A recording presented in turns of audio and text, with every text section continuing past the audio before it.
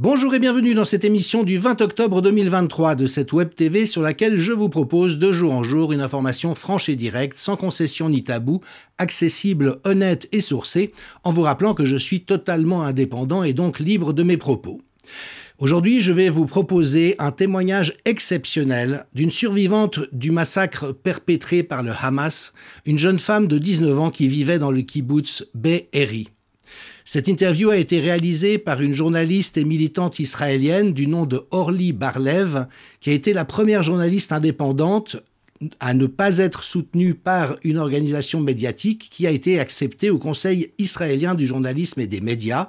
Son activité, comme la mienne, est financée uniquement par des dons publics et je la remercie très chaleureusement de son autorisation à republier sur ma chaîne l'interview qu'elle a réalisée avec les sous-titres qu'elle a elle-même fait faire en français.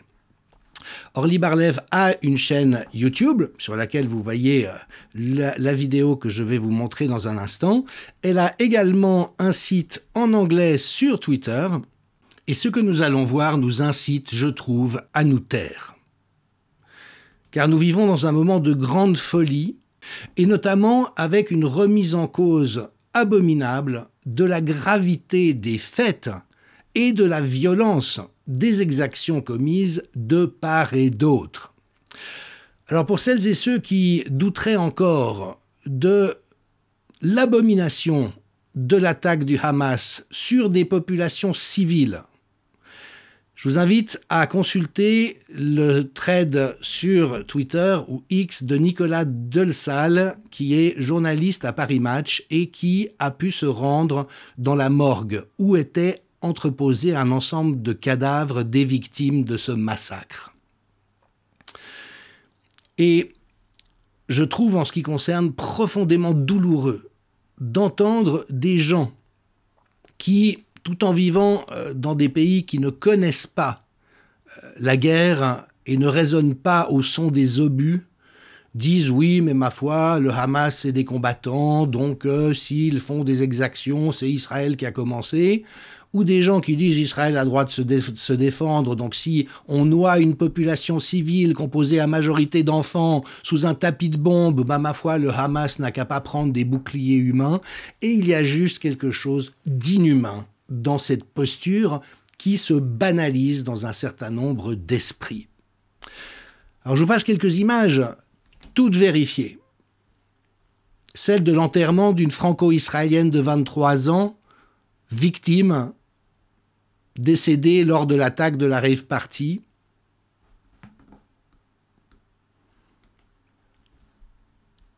L'image des proches des victimes du bombardement d'une église grecque orthodoxe aujourd'hui à Gaza par l'armée israélienne. Et l'image d'enfants palestiniens qui vont enterrer leurs proches, leurs parents, leurs cousins, leurs frères et sœurs. En posant une nouvelle fois la question, est-ce que vous voyez la moindre différence dans l'abomination, c'est un mot que j'emploie encore, et dans la souffrance de ces populations? Alors évidemment, il y a lieu d'être prudent. On sait que dans un contexte de guerre, il y a une guerre des images et de la propagande. Et à ce côté détestable des prises de parti unilatérales, comme si toutes les populations concernées n'étaient pas victimes de la folie humaine et de dirigeants psychopathes qui les instrumentalisent pour les livrer à la boucherie et à la mort, se surajoute l'impression qu'on a parfois d'être dans un match de foot. Alors un hôpital est bombardé à Gaza, ah c'est les Israéliens, et puis les Israéliens disent non c'est le djihad islamique, ah bah vous voyez c'est pas nous, c'est l'autre. Et d'ailleurs, que valent les preuves apportées par les Américains quand on sait que ce sont les plus grands producteurs de propagande? On se souvient des faux bébés koweïtiens, et donc à chaque guerre, il y a un arsenal qui vise à vous piéger. Mais évidemment que la question finale, c'est qu'est-ce qu'on en a à fiche d'où est venu l'obus? Alors bien sûr, s'il n'y avait pas eu le massacre du Hamas, il n'y aurait pas eu les représailles israéliennes. S'il n'y avait pas les représailles israéliennes, on ne serait pas en train de préparer des terroristes pour les décennies à venir. Ça peut remonter jusqu'à Adam et Ève, mais à quel moment est-ce que nous reprenons nos esprits et comment est-ce que nous résistons pour ne pas être entraînés dans cet engrenage infernal de la haine, de la violence et de la mort? Et je rappelle une fois de plus, écoutez ce qui se dit en Israël par les gens qui connaissent les choses. Ouvertement, le Hamas est l'ennemi d'Israël. En réalité, c'est notre allié. Voilà ce qu'a dit un général de réserve israélien proche de Netanyahou. Et toute la presse indépendante, objective en Israël, ne cesse de montrer que le Hamas et le gouvernement israélien travaillent la main dans la main pour générer des situations qui emmènent toujours plus loin sur le chemin de la destruction et de la haine. Et nous sommes dans une situation de génocide. J'emploie toujours les mots avec une extrême précision. L'attaque du Hamas, qui a fait plus de 1000 victimes en Israël, relève du crime contre l'humanité et du génocide. Parce qu'on s'attaque à une population civile, au motif qu'elle a une appartenance nationale ou ethnique. Mais la réaction d'Israël sur la bande de Gaza relève du génocide. Et j'ai des amis juifs qui ne peuvent pas entendre ça, qui disent non, c'est pas pareil, parce que c'est Israël, on ne peut pas parler de génocide. Mais c'est là où il faut comprendre, un meurtre est un meurtre, un crime est un crime, qui que ce soit qui le commette. Et c'est ça, faire le bon usage des mots. Et donc, je vous ai déjà donné cette référence de Rad Segal, qui est professeur agrégé d'études sur l'Holocauste et les génocides à l'université de Stockton aux États-Unis, titulaire d'une chaire sur l'étude des génocides modernes, et qui vient de dire « Nous sommes dans un cas d'école, avec l'attaque de l'armée israélienne, de la définition même du génocide ». Alors je vous renvoie à son article, mais évidemment que l'urgence, c'est de comprendre, comme le dit si bien cette jeune femme, dont le témoignage est vraiment bouleversant, et je vous invite à l'écouter jusqu'au bout, c'est que la terre tremble de la même manière des deux côtés du mur quand tombent les obus. Et qu'une jeune femme de 19 ans, évidemment on vieillit vite dans un contexte de guerre, doivent nous rappeler à la raison, nous qui en Occident partons dans tous les sens, eh bien ça vaut la peine de lui consacrer l'attention que nous allons lui consacrer. אני בת 19, מקיבוץ בארי.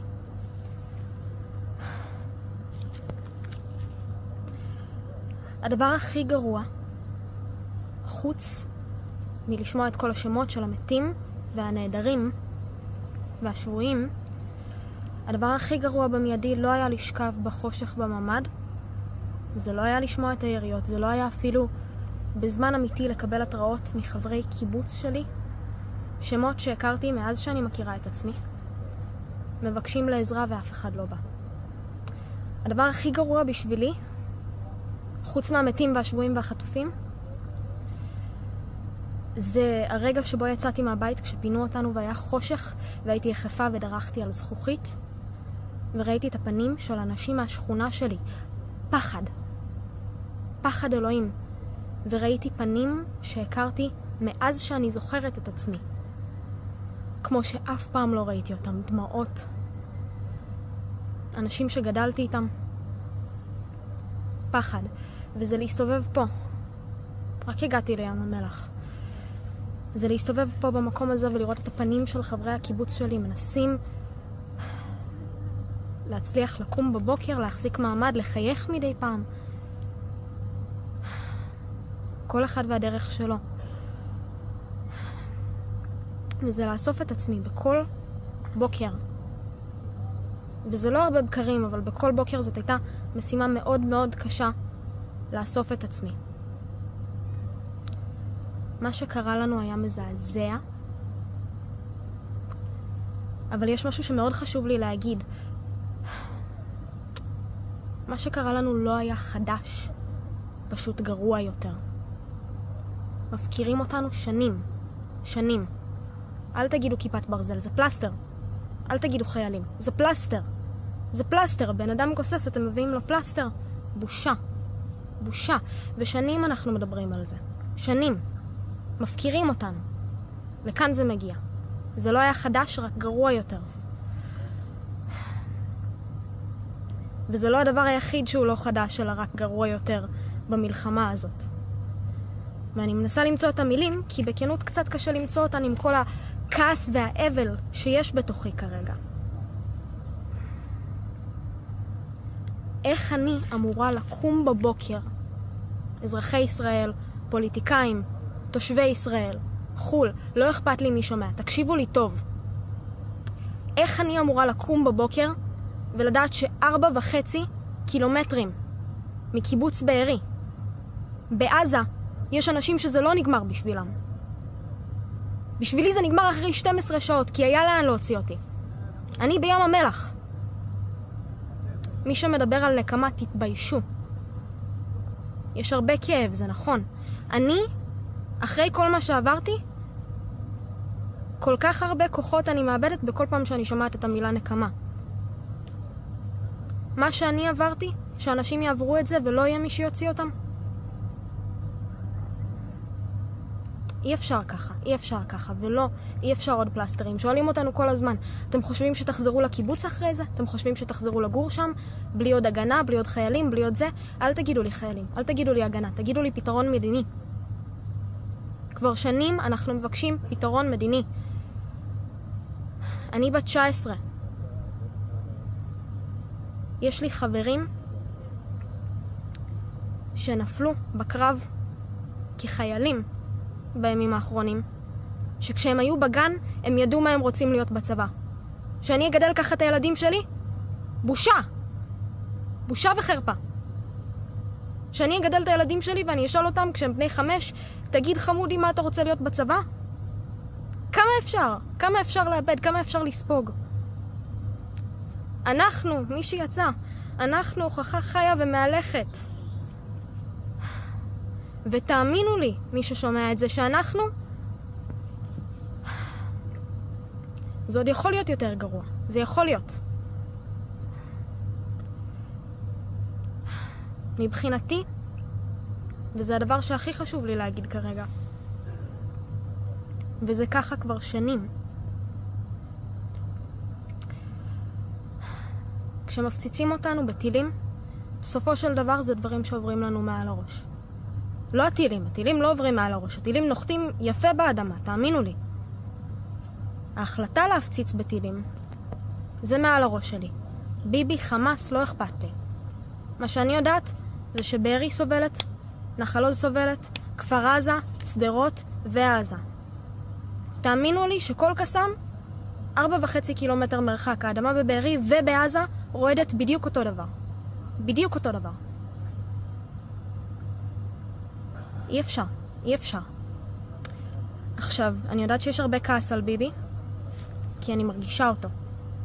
אני מרגישה אותו חזק מאוד, ברגעים שאני מצליחה להרגיש, כי בזמן האחרון זה קצת קשה. אני מרגישה אותו, כי כמה אנשים צריכים למות בשבילו? כמה אנשים צריכים למות בשביל האגו, בשביל האינטרסים? אין לי מושג אם כבר אמרתי את זה, אבל טילים, במיוחד בהתקפה האחרונה. כי אתם יודעים, לפני שהיו מחבלים, שמעתי יותר טילים מששמעתי ב-19 שנות חיים. בבת אחת. בבת אחת. בום, בום, בום, בום, בום, בום, בום, בום, בום. הרבה. הרבה מאוד. ומיד ידענו שזאת מלחמה. לפני מחבלים, לפני הכל. אנחנו תמיד הראשונים שיודעים, תמיד הראשונים ששומעים. שומעים אצלנו. ואני אגיד לכם שהטילים, מבחינתי, הטילים שמקים אותנו, זה מרגיש כאילו זה טילים שהממשלה שלי שלחה. כי זאת הממשלה שהפקירה אותי. כל שנות חיי. כל שנות חיי, ועכשיו מגיע הגרוע מכל. ואם זה לא הגרוע מכל, אלוהים יודע מה יהיה איתנו. עכשיו, זה נכון שביבי וביבי, ובאמת שאני מאשימה אותו ב100%, בהכל. זה נכון. הוא בחר לתת לנו לחיות ככה. הוא בחר לתת לנו כיפת ברזל במקום פתרון מדיני. והוא בחר גם עוד הרבה דברים אחרים. והדם שלנו על הידיים שלו. אבל זה לא רק הוא. הוא שורש של בעיה עמוקה מאוד, אבל זה לא רק הוא.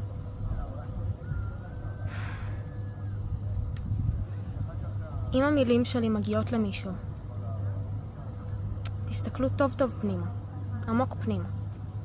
תשאלו את עצמכם מה הערכים שלכם, תשאלו את עצמכם סביב כל מה שאתם רואים, איך הערכים שאתם יודעים שיש לכם נוגעים למה שאתם רואים. תשאלו את עצמכם טוב טוב, תשאלו את עצמכם למי אתם מצביעים, תשאלו את עצמכם מה אתם מבקשים ממנו. אני יודעת מה אני מבקשת. אני מבקשת שלום הוגן. אני מבקשת שהבדואים בנגב יקבלו עזרה כמו שקיבוץ בארי קיבל עזרה. וגם אנחנו לא מספיק, כי אין אזרחים באו לעזור לנו, אזרחים. הממשלה בשום מקום. ויש לי הרבה תודה על זה שיש לנו מלון בים המלח. אבל בשנייה כל אדם כאן היה מוותר על זה, אם זה היה אומר שהשבויים שלנו היו חוזרים. דרך אגב, מהממשלה פעמיים שמעתי התייחסות לזה שהם קיימים בכלל, מתנהגים כאילו הם לא קיימים. מפציצים ויודעים שההפצצה הזאת תעלה להם גם כן בחיים. החזרת שבויים, שלום, הגינות והוגנות. אם אין לכם את האוזניים לשמוע את מה שאמרתי עכשיו, אין תקווה. תעצרו טוב טוב, תשקלו את המילים שלי, תקשיבו. אולי לחלקכן הם יהיו קשים לשמוע, קשות. קשה לי לדבר, רואים? קשה לי לדבר. אולי לחלקכם המילים האלה יהיו קשות לשמוע. עם מה שאני עברתי בבארי, אתם חייבים לי את זה. אתם חייבים לי את זה. לא בקטע של אשמה. כולנו עוברים הרבה. קחו הפסקות. תטפלו בעצמכם, תשמרו על עצמכם, תשמרו על המשפחות. אבל אתם חייבים לי את זה. תשאלו את עצמכם למי אתם מצביעים, תשאלו מה אתם מבקשים ממנו, ואל תתפשרו. אם אתם נותנים לתקווה למות, אתם נותנים לתושבי עוטף עזה למות. שוב. אין לי עוד מה להגיד. Une demande encore. Si vous êtes persuadé qu'Israël a raison de bombarder les populations civiles et de faire des milliers de morts chez les enfants palestiniens, si vous pensez que le Hamas a eu raison de massacrer des civils israéliens, ne laissez pas de commentaires sur cette chaîne. S'il vous plaît, allez voir ailleurs. Il y a suffisamment d'endroits où on est dans les logiques qui vous animent. Ici, nous essayons envers et contre tout de préserver un espace d'humanité, un espace de conscience et un espace de compassion. Tous les êtres humains sont les mêmes, les squelettes, une fois que les corps ont achevé de se décomposer, sont les mêmes de tous les côtés, de toutes les frontières. Je vous remercie. À lundi.